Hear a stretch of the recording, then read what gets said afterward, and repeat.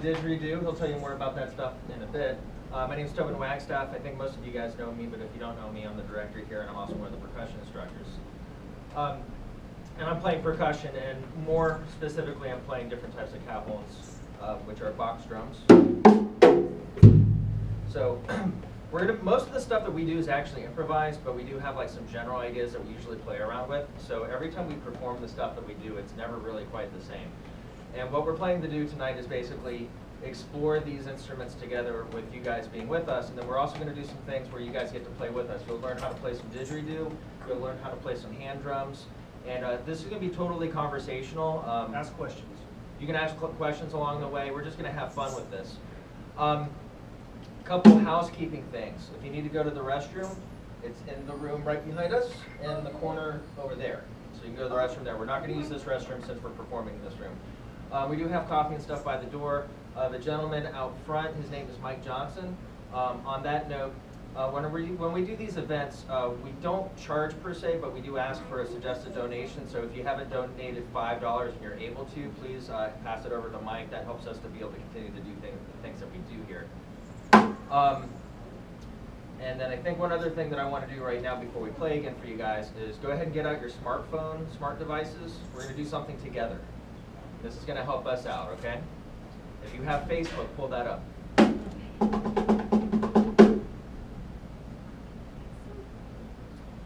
So when you go to Facebook, go to wherever you can post a status and look for check-in. And click on that button. And after you click check-in, if your location services are on, you should see Studio Percussion Music and Dance Center. Click on that one. And then after you see that, click on the event that says, what does it say?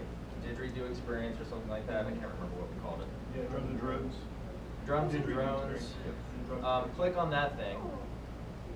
And then you can type whatever you want there. Basically, you're checking in, and that just lets other people know that you went to this event. And we're going to do this every single event to encourage people to tell other people about the cool things that we do here.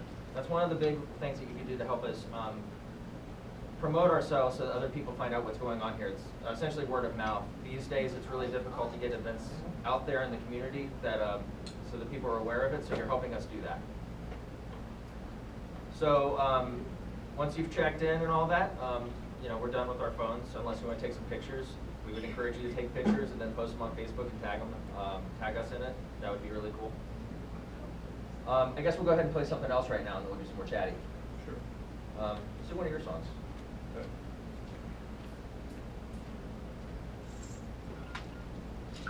While we're getting that set up, let's see. This is all you need to do with it. And then all you do is hold it down and shut autofocus. Yeah. So just use this throughout the night for pictures of people, whatever. Whenever you're not using it for your time, just turn it off so that it doesn't matter.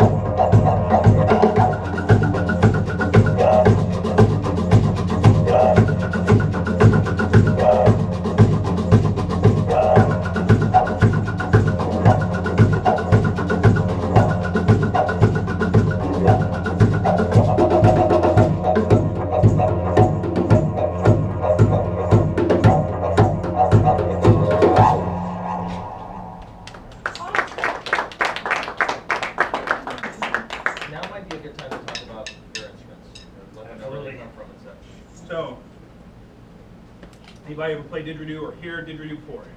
I've heard the word. Yeah. Heard the word? You know, I do shows. Most of what I do is shows in schools, elementary schools. And it's just a funny word I like my audience to say with me. Everybody say didgeridoo. Didgeridoo. Say didgeridoo 5 times real fast. Go. Didgeridoo. All right, good. At least you can do it. Didgeridoo is a funny word, actually, but it's a serious instrument. It comes from Australia, and it's been played for many thousands of years by the original or first people of Australia, known as Aboriginal people. I did have an opportunity to learn a little bit from some Aboriginal people about 15 years ago. And one of the things I learned is that it's very ceremonial. And it's been used for many thousands of years as a storytelling instrument. Okay? So although we're sitting here playing these instruments, they all have a unique story to them.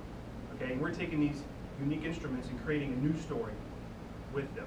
But I always like to lay that foundation. Whenever you see didgeridoo, whenever you hear didgeridoo, I always think of the people of Australia, because that's where it comes from.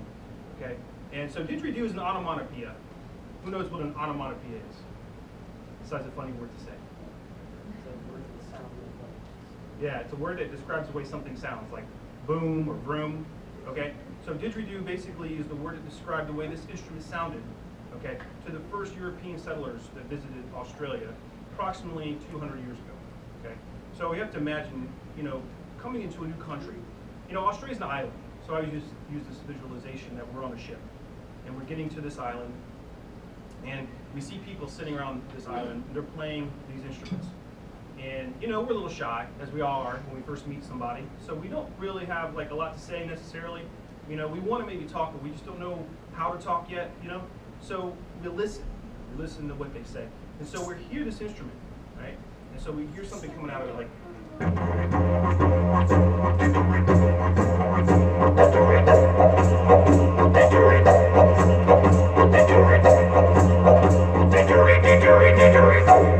what word do we kind of hear?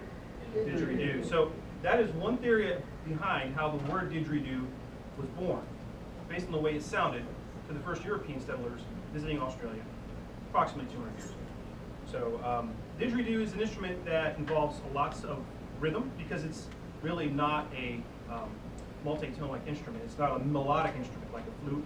Okay? So all of the sounds that I make, all the sounds that you hear, are sounds that I'm producing using various parts of my body, between my mouth, my tongue, my lips, my cheeks, throat, lungs, diaphragm, or as I call it, the digiphragm. Okay? This area right here that we use to breathe from. Okay? So in the beginning, and we'll get into this and how to play didgeridoo, there's a few steps that I get my audience to do first when we play. Number one is to become aware of your body and the way we sit. Because, you know, you're going to learn to breathe rhythmically, maybe in a way you're not used to. And it's a conscious breathing. It's almost a thoughtful breathing. So I want you to become aware of the way you sit. And just do me a favor, kind of straighten your back. If you're slouching a little, just, you don't have to have the straightest back, just an awareness is what I'm looking for. Good. Well, number two, we breathe in through our nose and out of our mouth when we play didgeridoo, right? You ever seen anybody play didgeridoo through your nose? No? Hope not. That would be nice. We're going to play that. Okay. So we're going to breathe in through our nose, out of our mouth. Number three, on the out breath, what we learn to do is we buzz our lips a certain way. But I'll go ahead and tell you there are ways not to buzz your lip on didgeridoo, at least not in the beginning. You don't want to buzz too tight. We don't want to buzz too loose. Okay, not a hoarse sound yet. More of a middle sound, like. And if you're laughing, you're doing it right. So let's just try this.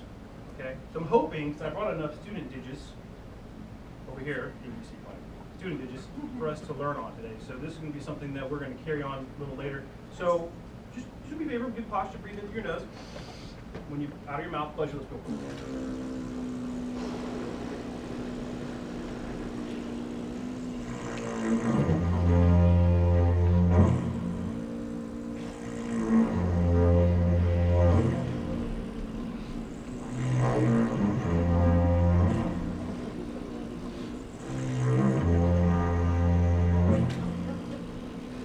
Okay, so essentially, I'm buzzing my lips a certain way.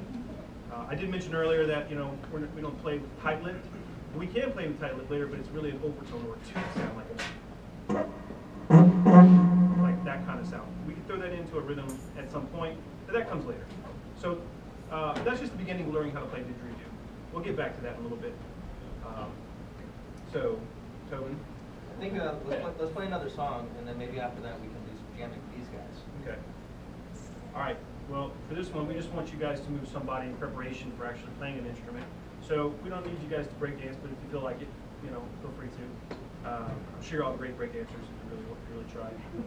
But we're just looking for some movement. Your toes, maybe your shoulders, just kind of loosen it up a little bit, while you're listening.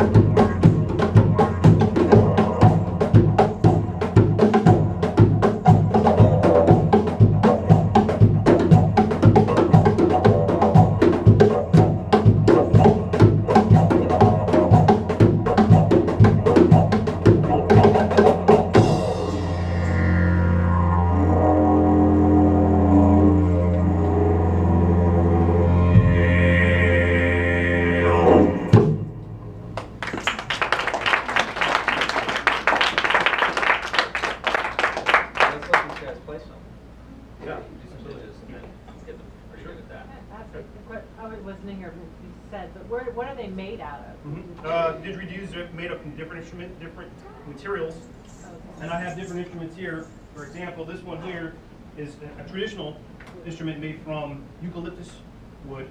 Eucalyptus trees are the main tree of Australia, so there's more types of eucalyptus trees down under than any other type of tree. So this is an example of a eucalyptus didgeridoo. And then there are other ones like this one's homemade, Florida-made cypress. You might recognize that. You're in the swamps. So there's a little cypress knee and fiberglass. A couple examples. This is also fiberglass. There's leather. A friend out in Salt Lake City, Utah, who makes these. So those can. What about the tiny one? Okay, good question. So basically, you know, I have kids, and you know, I don't have a lot of money. How about that, parents? We have a lot of money to spend, most of the stuff. So what I like to do is repurpose. I like to find things that look like didgeridoos, and maybe try to play them. And as you become a didgeridoo player, it's going to be a thing that's going to become natural. You're just going to see things because you're going to find out that, well, didgeridoos are tubes, essentially. Okay, tubular. And so this is a whirly tube. When they're picked up in the store, the purpose really is to be spun around, make a sound. Right? You guys have seen one of these before, right? Played one? So you can get these for like $1. All right. So here's an idea. We can take this tube and we can play it like it. So here we go.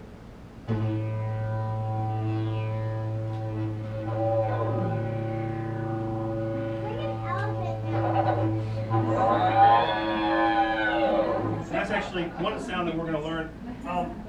Since we're here, you guys are all musical, you'll appreciate this. This basically is a slide hitch. Okay, so we can make these at home very simply. This is PVC. It's probably 3/4 inside diameter PVC pipe. But it just happens to fit nicely inside this whirly tube. So I got lucky with that.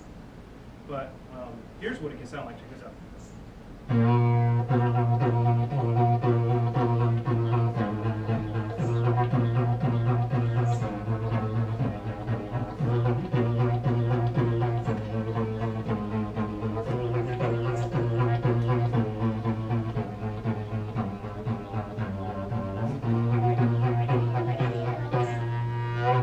Okay, so it's just something very rudimentary, right? Basic, but it can be something that we can actually apply to other things. If you find something with a different bore or a different size, place them inside one another, you can make a multiple tone didgeridoo, okay? Or a didgeridoo that can make multiple pitches. So, to answer your question, it's a whirly tube, and it's actually repurposed into didgeridoo. Repurposed to kids, that's another way of saying save money. Right, parents? Right, okay. Anyway, and then there's something that I'm working on, and I do this for my friends and stuff. I personalize instruments out of blue jeans. So I use I construct a core didgeridoo like this, which is made out of epoxy. Okay, same materials that these drums are made from. Basically, these are all epoxy coated didgeridoos. Make it on a form. Okay, and then I'll take fabrics, different types of fabrics, depending. I have some didgeridoos that I made from pairs of pants that I've had for like 20 years. You ever have a pair of jeans that you just can't throw away? Maybe you have holes all over them. Okay. So essentially, I just did that, and I turned it into a didgeridoo like this. So this is a blue G didgeridoo.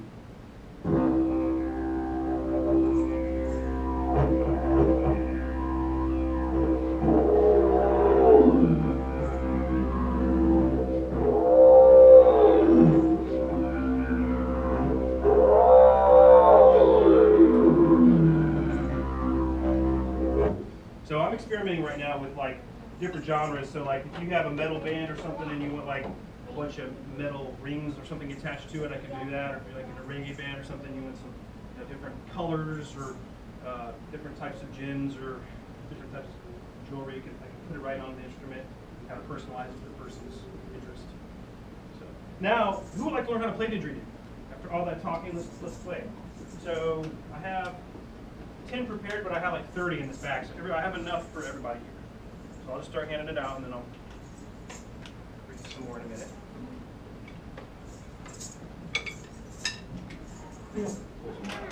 Yeah, they need to be wet down for the next time.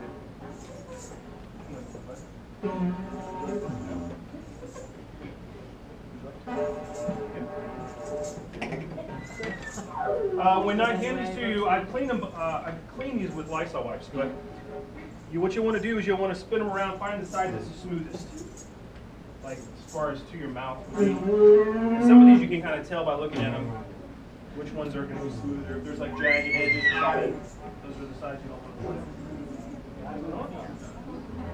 Who else would like to didgeridoo to play? Okay, 1, 2. Make everybody do it? Everybody has to play didgeridoo. We don't do party.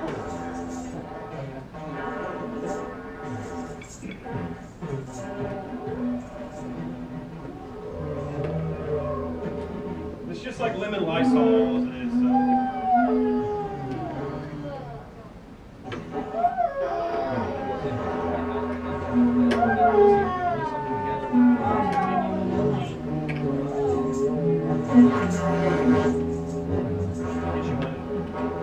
How many more do we need? 1, Yeah. 2, 3, 4.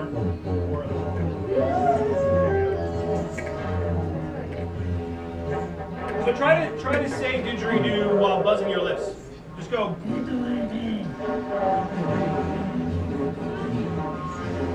So this is a little one of these right now. I'm going to get you to try to do something with your body that does seem to try to defy physics or science or whatever your brain thinks. It just kind of defies that. So.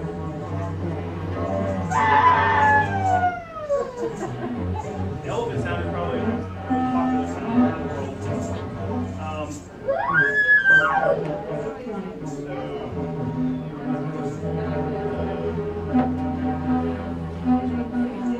Take pictures of us and also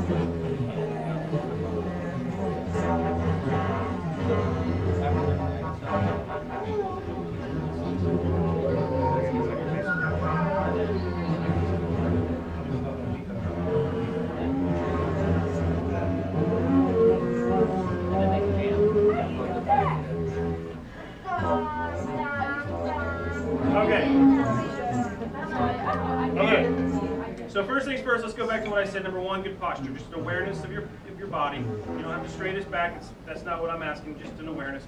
Number 2, we're breathing through our nose, and on the out breath, we're going to buzz our lips. And sometimes it helps to buzz your lips before you place them in there, because sometimes it feels like a restriction at first, like when we try to put our lips on there. So maybe either try, if it doesn't work at first when you just place it on there, try buzzing your lips and then place them inside the instrument. But keep the buzzing. On the count of 3. 1, 2, 3. Breathe in through your nose. Buzz.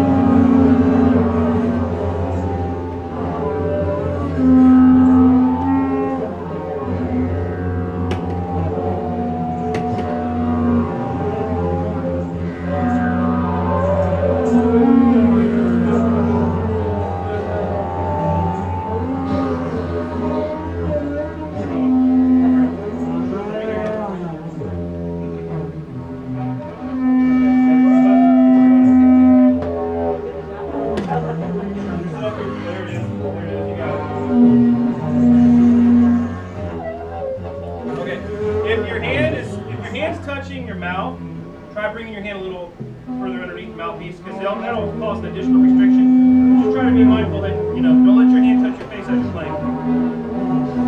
This is just a disinfectant wipe. There it is. Get it together. Get it together. Try to loosen up a little bit. There it is. You're doing it, but you're just a little tight. Yeah, very easy.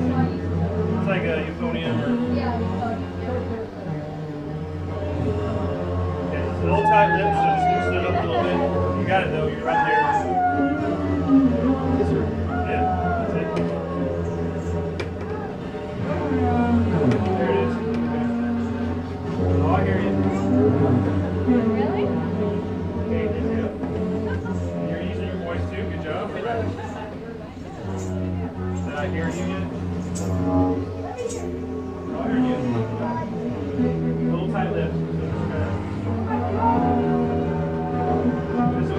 try, like I was saying, like either like buzzing in tuck, or try doing like the horse sound. If you can loosen up, because right now you're real tight, so if you can loosen up, it's almost like tricking your brain.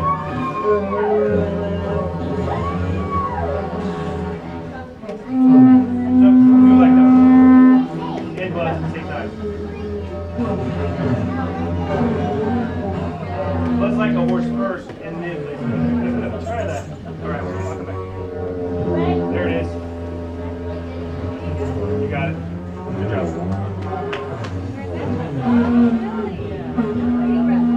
Okay, it was a little tight. So what I was explaining to her is sometimes if you do like this reverse psychology where right now your lips are real tight, so if you can just try to do the horsey sound, if you not think about it, just let it try to do it, and then it'll happen naturally.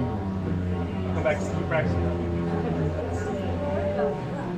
Real tight. There it is. There it is. Got it at the end there.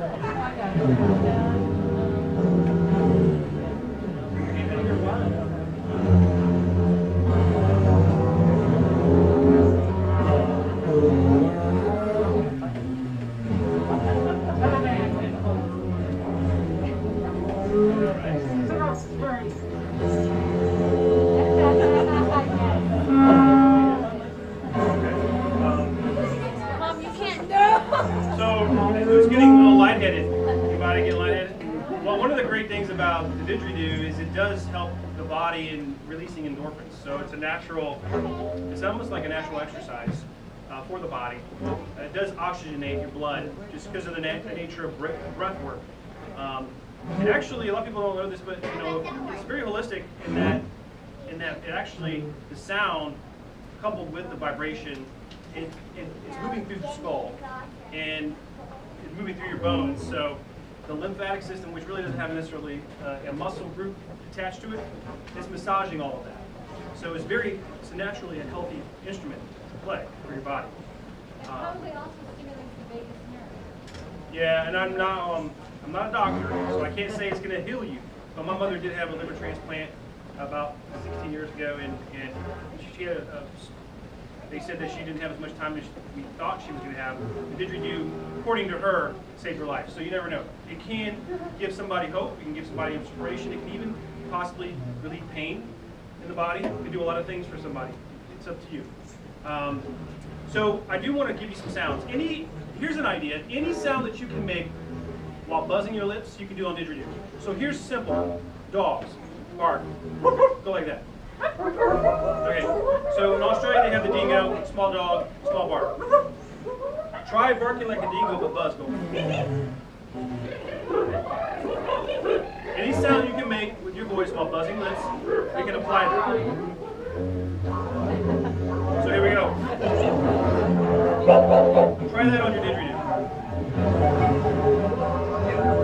There you go.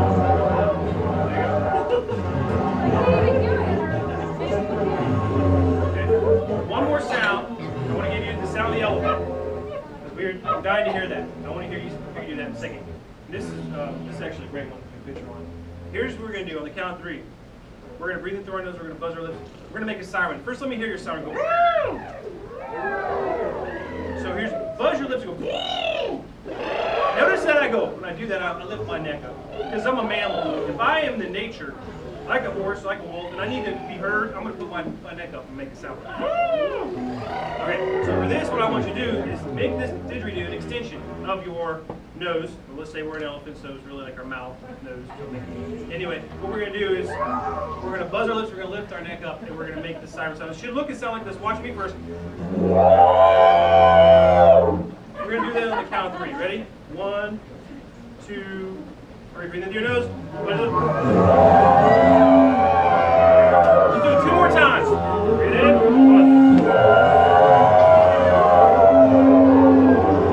1 more time. Breathe in. Buzz.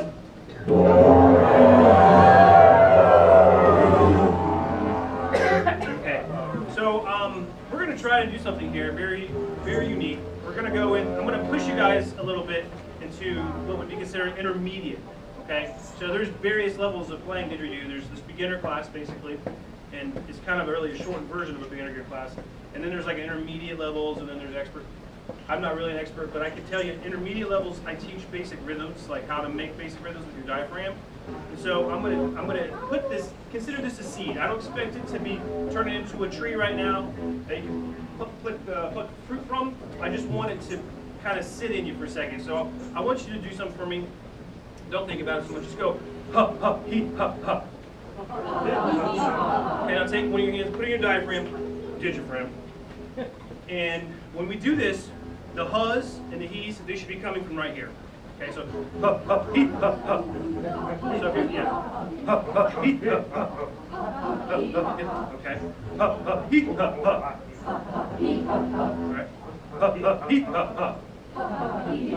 Okay, so now what we're going to do is we're going to do that, ha ha he ha ha. We're going to do it while buzzing. Okay, so it's going to be try without playing first. Just go.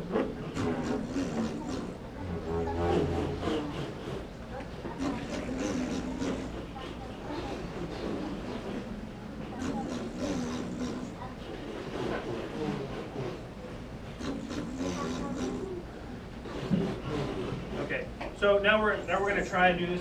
We're going to do this together, and Tobin's going to play drum on it a little bit. I'm going to keep a clapstick going, just to kind of keep us on a rhythm here. But just join in when you feel comfortable. Just do that basic rhythm, ha ha he ha ha. Okay.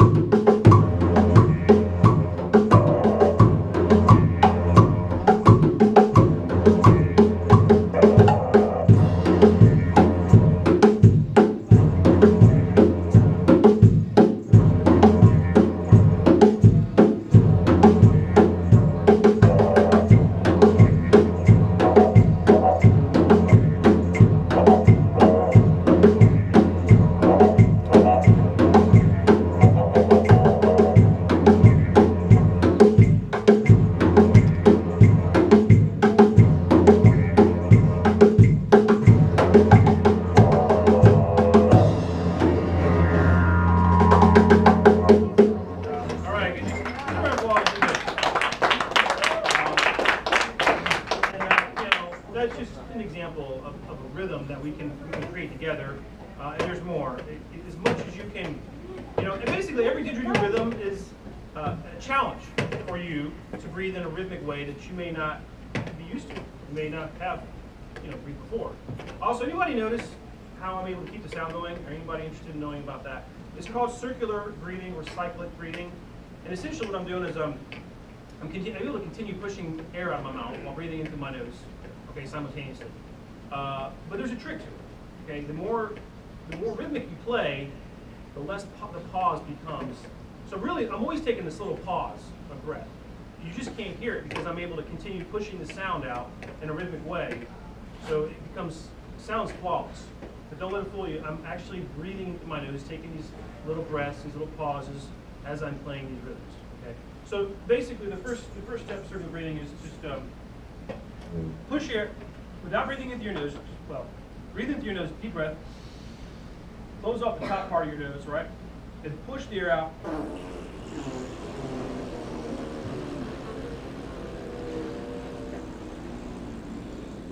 Okay, all right, so we can do that, right?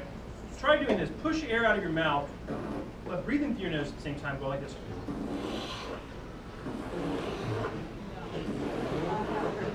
So essentially, we're talking about like 1.5, 2 seconds long here. I'm pushing air. I'm trying to try to make the air go as long as I can. Maybe 2 seconds at the most. And in that 2 second period, I just want to take a quick sniff of air through my nose.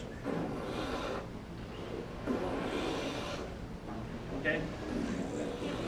Yeah, this is definitely where we become lightheaded. In one way, actually, to get used to the this idea of becoming lightheaded, oxygenating our brain really quickly, is to try this later on a straw, which is basically miniature didgeridoo, right, and a glass of water. And so the bubbles is going to be basically the sound, right, the sound of didgeridoo. So you're going to be pushing air through that straw while the bubbles are going, and it'll make it easier to take breaths into your nose at the same time. So that's like kind of like a little trick, and that's one of the things that I learned. That's how I learned to play didgeridoo. That was one of the ways I transitioned into circular breathing, was by trying that. Okay, so really it's so.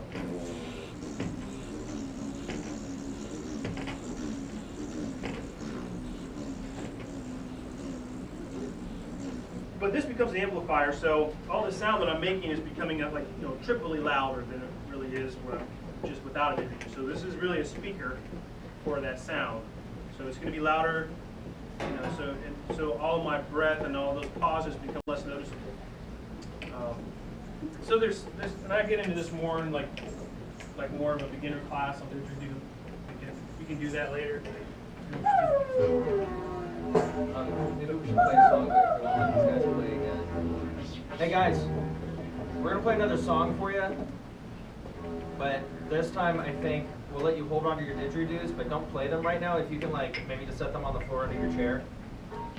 So we'll play another song for you guys. You want to do the Diego one? Okay. All right, so yeah, just have those instruments under your chair. We'll let you play them again in a little bit. We'll play another song for you.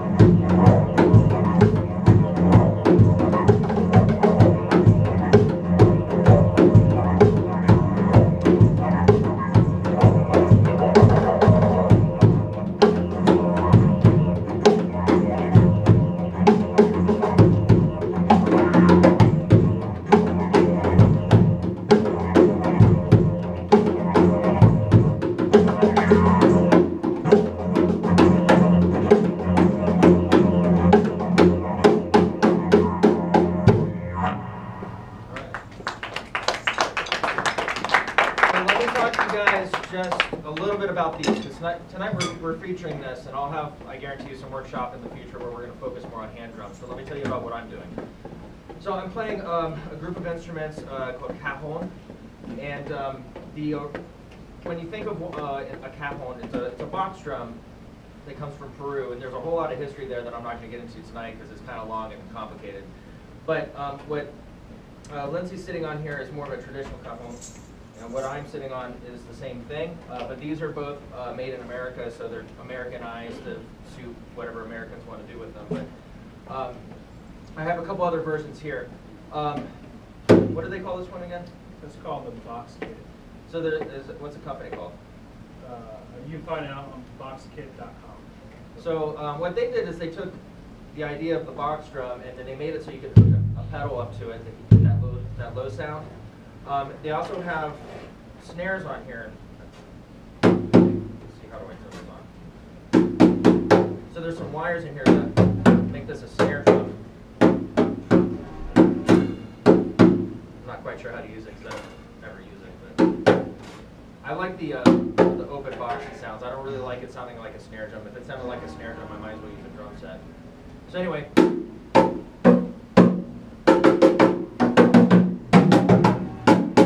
Oh, there it is. It showed up. All right. That's where you get the snare drum sound. So this one has a lot of sounds on it. Play yours a little bit.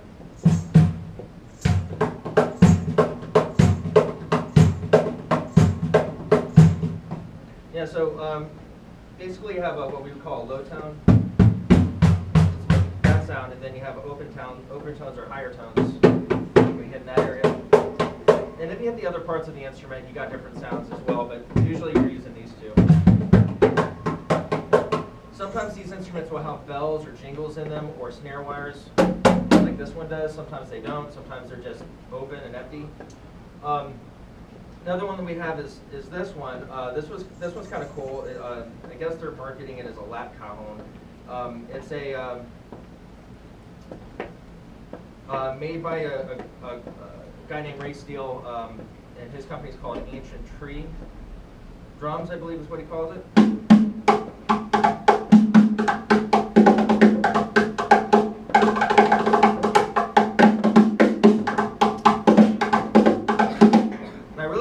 I like the sounds that it has, and that they're typically higher sounds than this guy. And the thing that I personally don't enjoy very much is the whole bending over part because I'm getting older. Sorry. You don't have to bend over that much. You can go through you like up to 1/3 of it. You don't have to bend down that much. Thanks. You haven't done it. Well, my problem is because I'm older in general. I don't want to bend over. Split too, but he's not gonna do that right. Yeah, I don't want to bend over.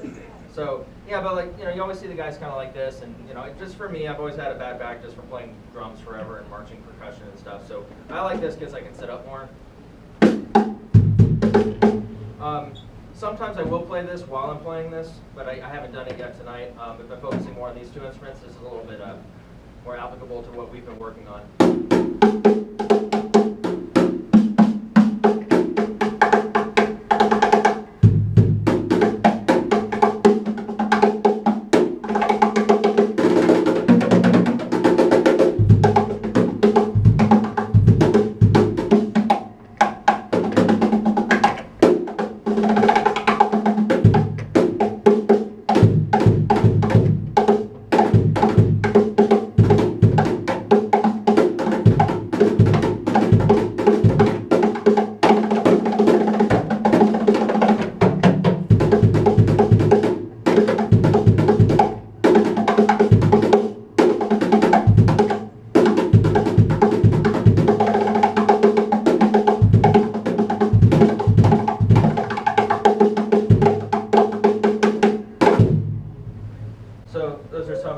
Examples of the different sounds that you can make with these guys.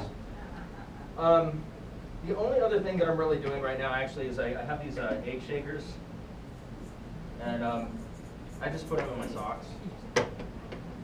So so sometimes you'll see me move my feet like this, so that's another way to add something else to what we're doing here.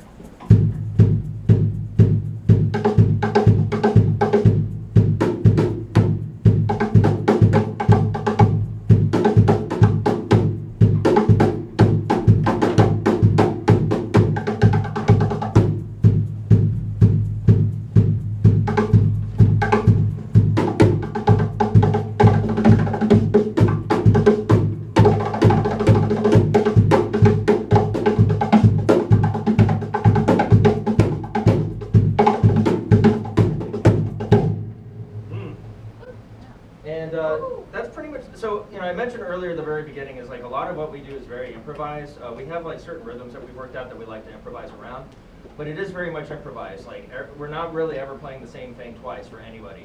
So every time you see us, though, stylistically it's going to be the same, but the sounds and the things that we come up change, and I think Lindsay would agree with this. Like every time we play together, we definitely get better, and we're coming up with new and more interesting things. And what we do is so unique anyway.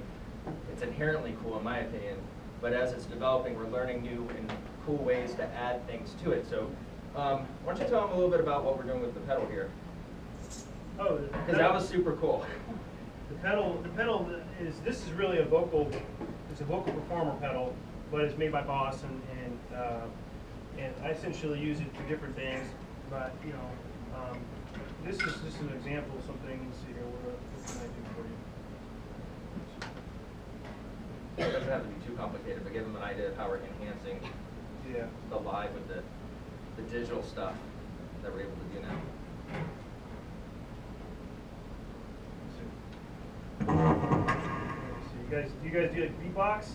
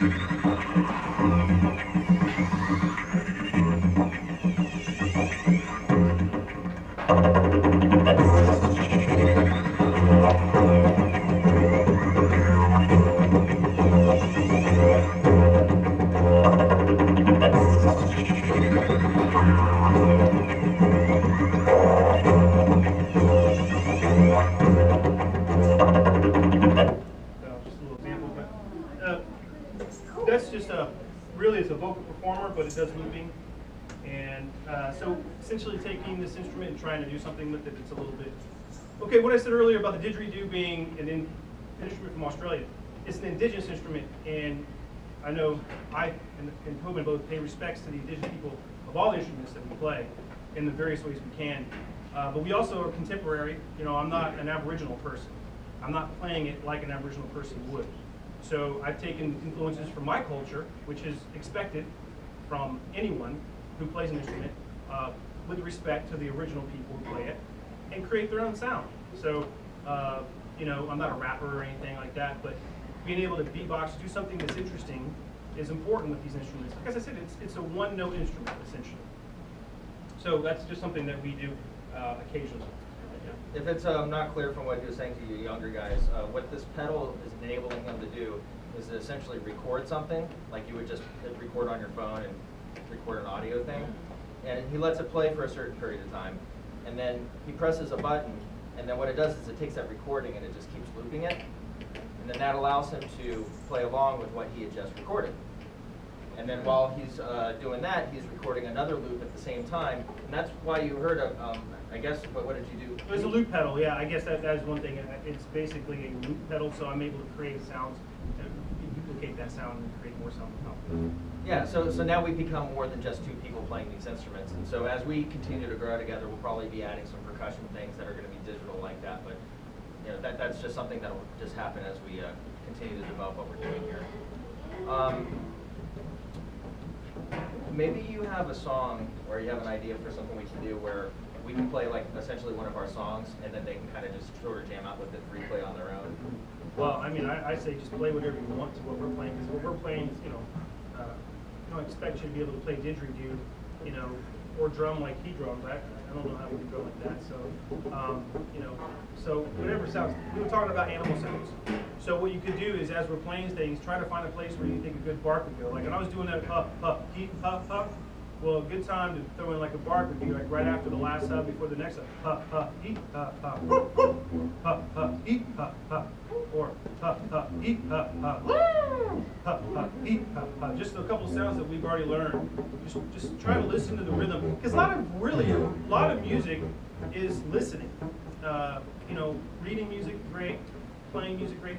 Listening, very great. Okay, because especially when you play with a group of people, more than one person at a time, it's really important to hear what's happening and to intuitively. And music really is intuitive for me, and I think it is for most people when they stop letting it be clutter in their mind of what it's supposed to be. Just like kind of let it happen, and you'll find that we can create different sounds just on the fly. Just kind of create. So whatever we do, just kind of feel it out. Just throw in a sound if you can. Like I said, any sound that you can make. For example, like here's a couple examples. Okay, so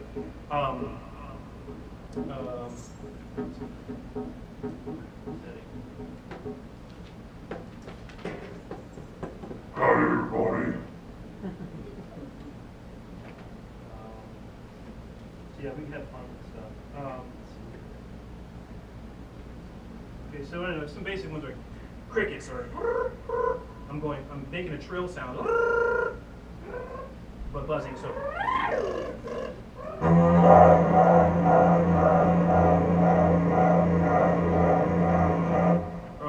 You know, the sound of traditional sound of kangaroos hopping is like oh wee oh wee oh wee oh, and really didgeridoos a lot of word forms.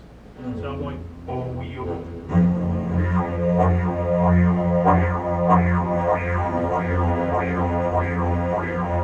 Okay. You know other sounds. The wolf is kind of like the same as the elephant, really.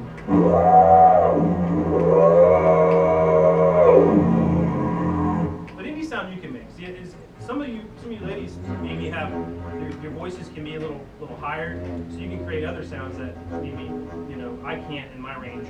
I know that there's some young ladies that can do like dolphin sounds and things like that, which I can't quite get to. So whatever sounds like, let it just sort of flow through. Whatever sounds you want to make. All right. So.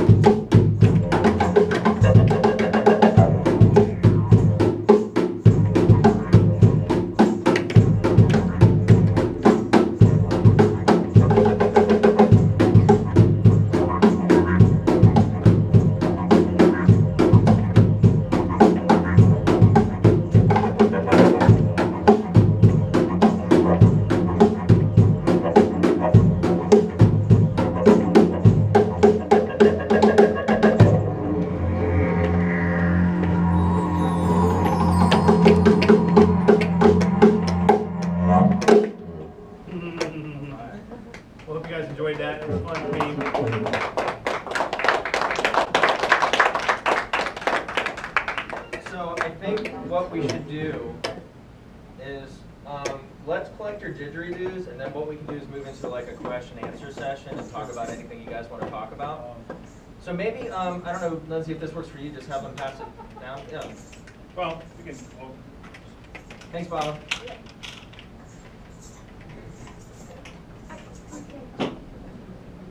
Yeah. If you took any pictures or video of anything that we did today, if you could either email them to me or put them on our Facebook or something, that would be really great. Tag us in it, post it on our wall, whatever.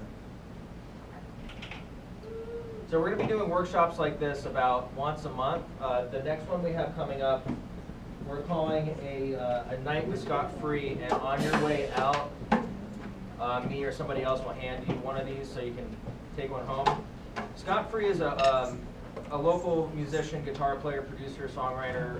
He does a lot of different things, but he's been in this town for a really long time, and he's played with a lot of really famous, interesting people. But for us in Gainesville, one of the interesting things that he's done is he was a part of Bo Diddley's band in his later life. So he spent a lot of time with Bo Diddley and his family. And basically, he's going to come here June 13th. It's going to be a Monday from 6:30 to 8:30. And we basically told him he can do whatever he wants. So he's going to show up and he's going to play, he's going to entertain. He's a pretty funny, comical guy. He's just going to put on an entertaining workshop show thing. And so it's not just for guitar players. It's for anybody who's interested in music, Gainesville music, interested in an experience, maybe hear some stories. I'm sure he's got some funny ones and some interesting ones. So you'll get this on the way out. We also were promoting it heavily on our Facebook and our email list. So look for it in those places and invite your friends and have them come out. And again, this will be kind of the same deal. It'll be like a $5 donation if you're able to do that. And just bring everybody who can come. We're not going to turn anyone away if they can't bring $5, but we encourage you to help us out with the money part of things. So I guess let's do the Q&A stuff. So any questions you guys might have or comments or whatever, we'll take those. And for Lindsay or myself. None?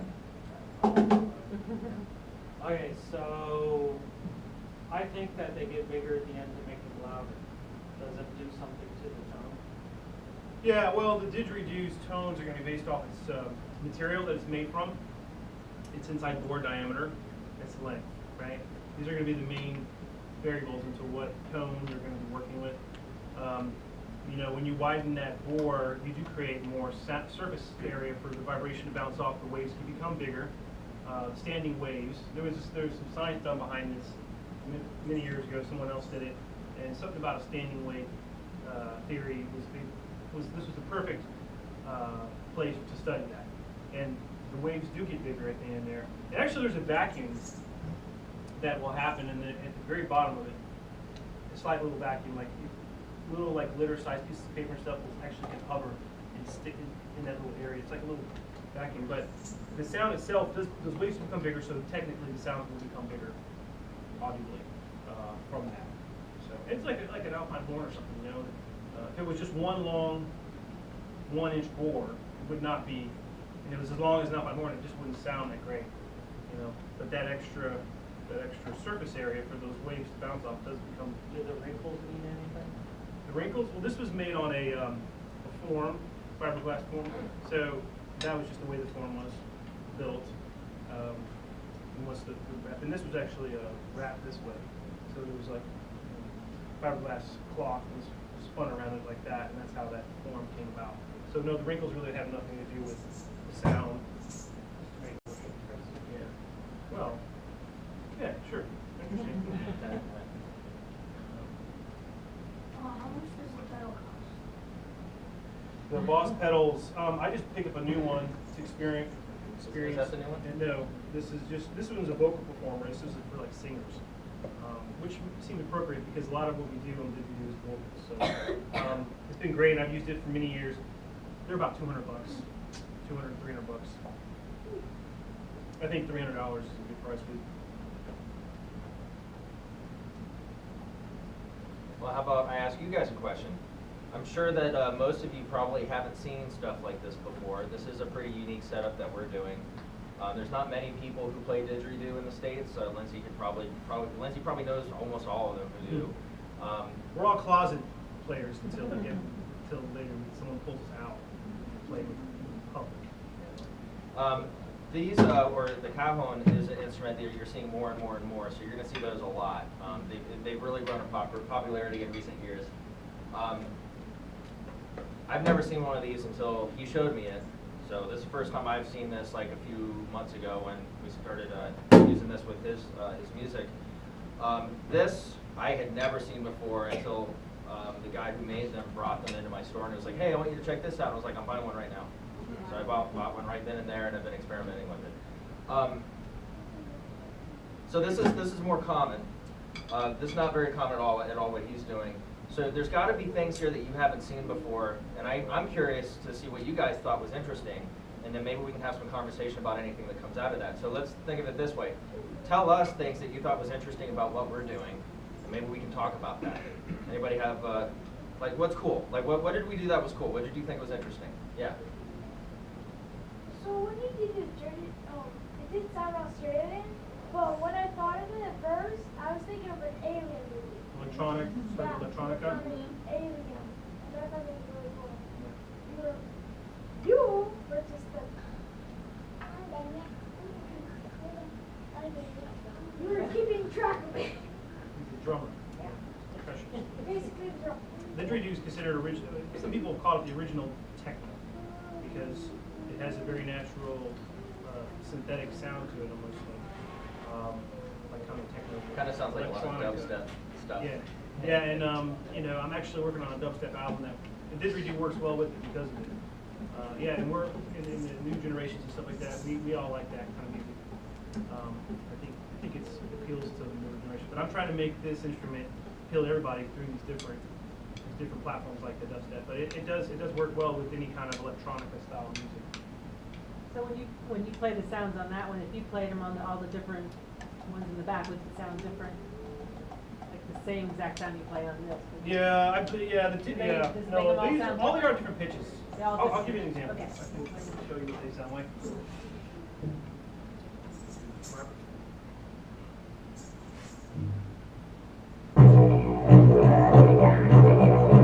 Now, depending on what I'm trying to achieve in an audience, if I want to meditate, if I want somebody, a group of kids that are real excited to settle down, I might say, hey, let's take some deep breaths. Let's just sit down for a second and let's just.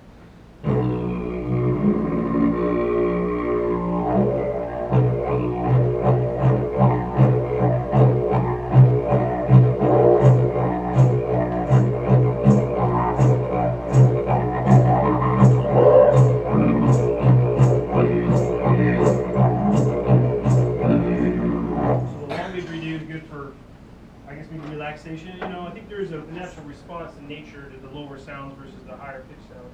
Speaking of, this is a higher pitched instrument.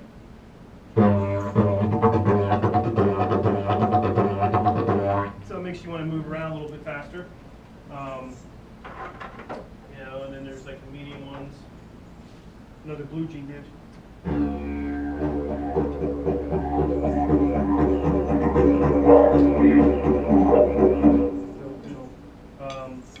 Oh, and then of course, this is what a real eucalyptus didgeridoo would sound like.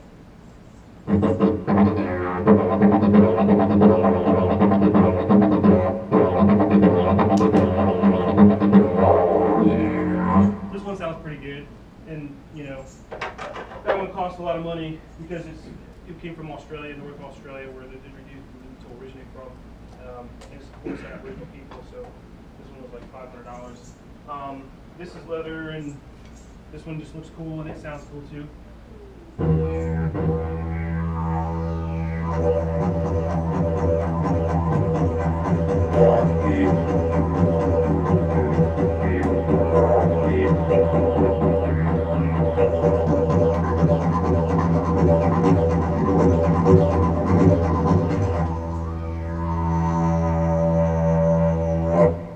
So there's this one, and then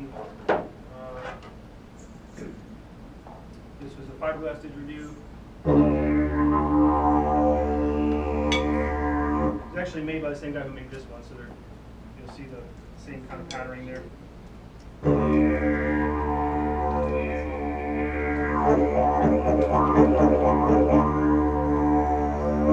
So they basically, you know, they're just different pitches.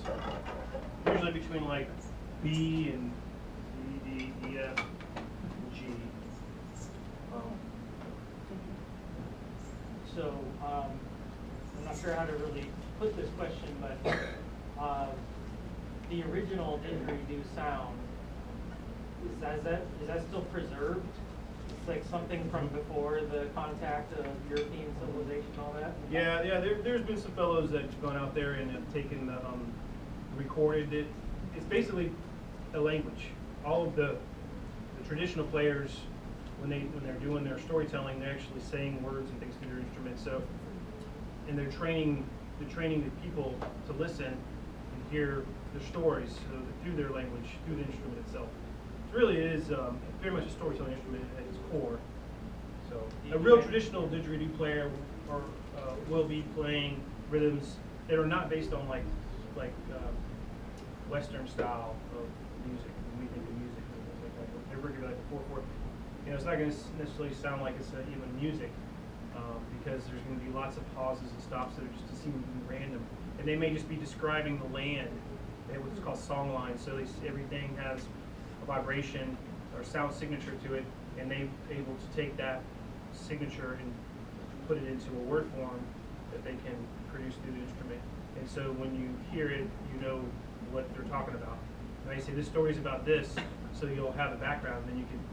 And they say they've done past it for thousands of years, so a good listener will know exactly what the story is being told just based on the sounds itself. Have you guys ever seen, like in movies or TV shows or even live, people doing poetry, like speaking poetry, but maybe there's music involved in the music, and it's not like a song that you hear on the radio. It's like they're saying stuff, and then there might be instrument stuff going on in between. That's sort of similar to what he's talking about. A lot of the sounds and stuff that they produce are tied to different stories, and this is how they carry on their oral tradition. That's right, right? Yeah. And then the other thing that I actually learned kind of recently, I can't remember the name of it, maybe you do, but there's actually an institution, kind of like a university in Australia, where and it wasn't founded all that long ago. I want to say somewhere in the last 20 years or something, they founded this institution where now they're trying to intentionally preserve the culture of the original Aboriginal people and also their music. So they're trying to record these stories and get people to learn how to do them and teach people how to play these things and how to play them the way they originally were played. And that's kind of interesting that that's only been developed in like the last 20 years or something like that.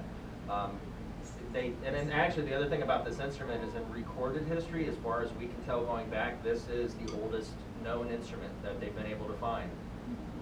So we're talking about potentially thousands of years of music making with this style instrument. That's all I'm going to say about that. But yeah. How did you guys keeping track? Like, you could keep track of when you like that you all came back to the same. For me, the way that I would describe that is it's not much different than playing in like a drum circle. For me, I'm hearing, he's doing these drone-like sounds that last for a really long time, but in the middle of that, you're hearing him do things with the way he's breathing and maybe his tongue or the way he's using his breath that are creating rhythms. Like the wobble, wobble, wobble. Like, so I'm honing in on those things, and then I'm, based on my background of playing many different percussion instruments over the years, I try to find patterns that augment or complement what he's doing.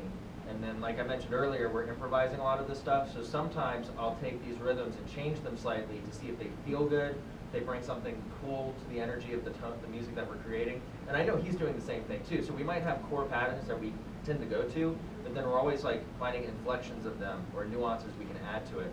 So we're doing a lot of listening. Lindsay mentioned it earlier, a lot of playing music is listening. You can't just be like, hey man, I learned this guitar solo, I'm really good now. Well, what if that guitar solo doesn't jive with whatever the bass player is doing, or the drummer, or the singer, or whatever? So a lot of what we're doing is listening to each other and developing what we're doing together.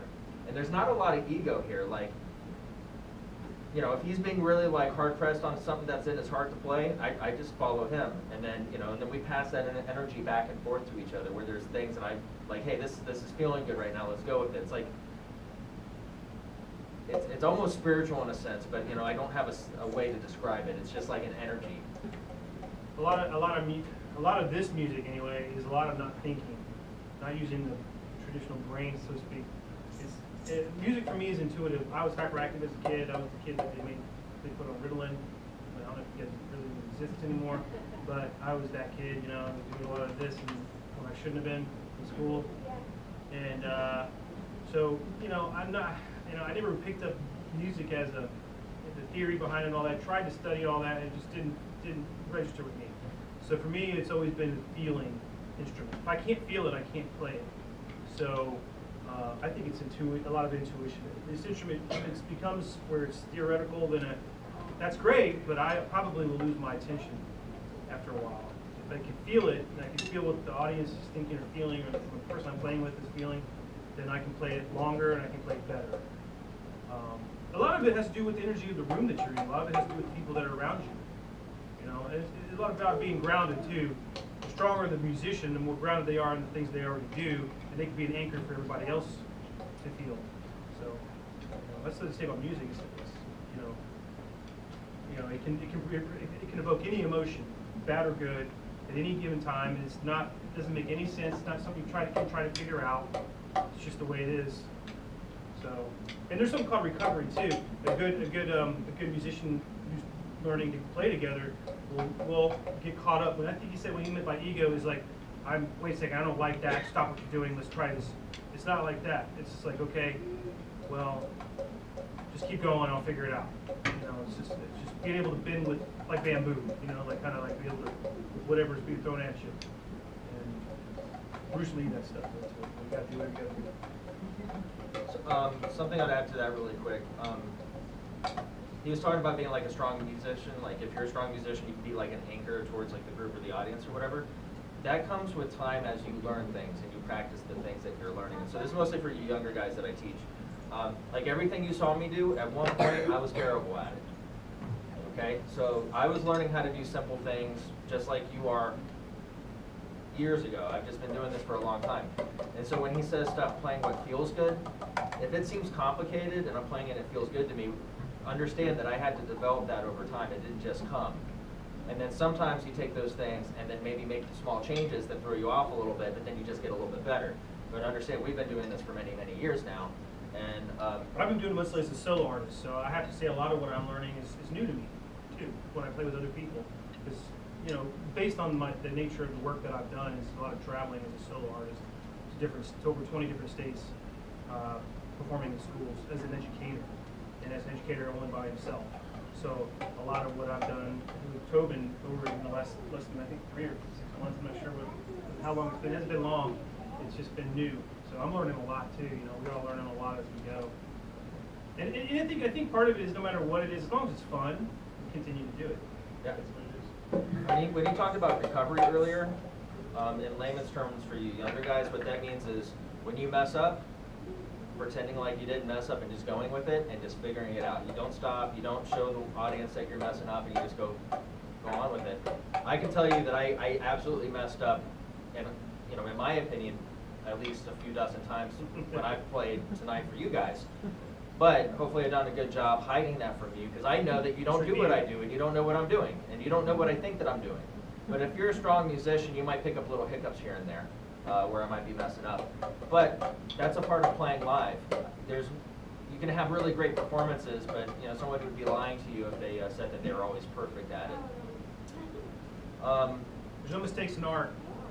True. You just, if you find it, I had a mandala teacher who taught me that one time. And the way he explained it is like, if you do something, you screw it up there, instead of ditching the whole thing, just repeat that throughout the piece. And then, especially with the mandala, so if you put a triangle over here when it should have been a circle, we'll put a triangle over here, over here, and over here, balance the whole thing out, so that when the viewer sees it, they don't see the mistake you made. And something that we talked about just before tonight was we weren't really sure how many people to expect, and we weren't really sure like demographically what to expect, like age-wise or whatever.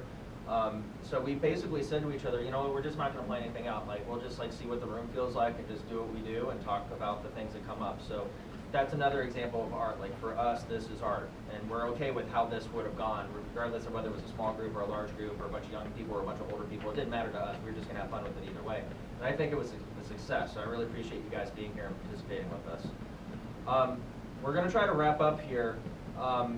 We could talk a little bit more, or if you guys would rather us play something, we can do that. So let's do this. I got a question. Oh yeah, go ahead. Anybody interested in, if I do the didgeridoo class, anybody interested in maybe going into like more of a rhythmic type of class where it's more one-on-one and like how to play didgeridoo, like more of an intermediate stuff with the rhythms and stuff.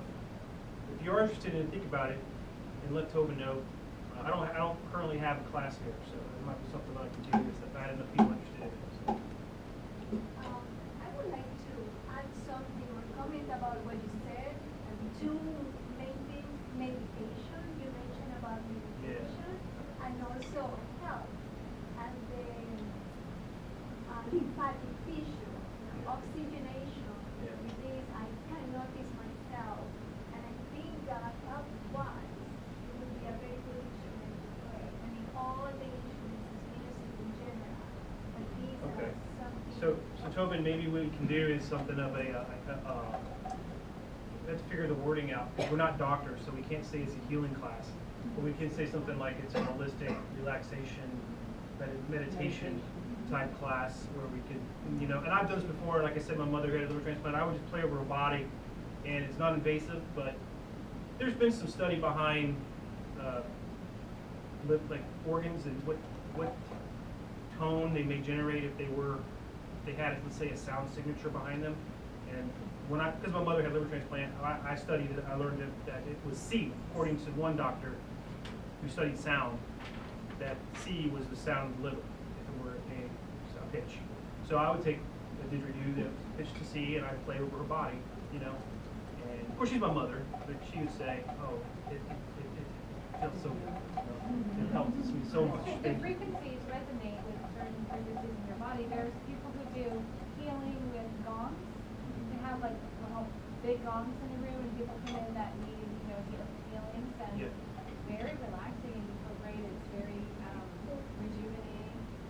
I also wanted to comment that when you were doing the lower notes on the big one, it reminded me very much of Tibetan monks, Buddhist monks chanting, which is also puts you in that alpha brainwave state of relaxation. Yeah. Very interesting. And I do have gongs as well. I've done that before. I actually have a 5-foot pyramid that you can actually lay down inside of. It's copper. Build it around it. Done a lot of that in the past, and it was pretty successful. So if that's something you're interested in, let us know, and I can maybe do something. Have a like that. healing music class. Yeah. Healing music class. I actually took one with Jonathan Goldman many years ago out in Colorado. I don't know who he is, but he did a lot of sound healing workshops, and they were pretty successful. They still are. And it really is an amazing thing. I know that it is. It's hard to explain. You either know it or you learn it later. You just figure it out. Well, what you'll definitely see from us, and I don't know how soon it'll happen, but we'll put something together somewhere between like the meditation healing stuff and also like a class for maybe people that aren't into that kind of stuff or whatever. We'll come up with some stuff that either combines that on some level or maybe do 2 separate things and put it out there and just see who's interested in it. But if you think you might be interested in any of that, please like our Facebook page. It's not because we want likes, it's because that's how you're going to find out this stuff. Something else you can do is if you're not on an email list, send me an email or just get with me, give me your email list or your email address and we'll add it. We have a page for our project called Drums and Drones. Find that on Facebook and like that. You'll find out where we're performing, the workshops and different things that we're doing. Every time we do this stuff, it is always different. It's never the same because of the way we improvise. And if we're doing talks and stuff, you just never know what comes out of that. All right, it's getting kind of late. I think we should wrap up. If there's anything you're absolutely dying to know, I mean, we'll be around after we're done, and then you can talk to us about it. I would encourage you to, let's just do it this way. Chris, can I give these to you? Sure. On your way out, Chris, just give these to the older guys, or actually, older guys, you guys grab one of these from Chris on your way out. Younger guys, if you're by yourself, like grab one for your parents and consider coming next month to the one with Scott Free. So we'll just end with a song, and then we're done. We'll wrap up. If you're a volunteer with us, pretty much just go around, clean up anything you see needs to be cleaned up, and then I'll come approach you about other things that we need to do before we get out of here. My goal is not to be here late, okay? And one of them just because that's my dad and Yeah. both of them. The flyer. Yes, yes. Oh, we'll figure that out. Let's do one of your other songs that we haven't done yet.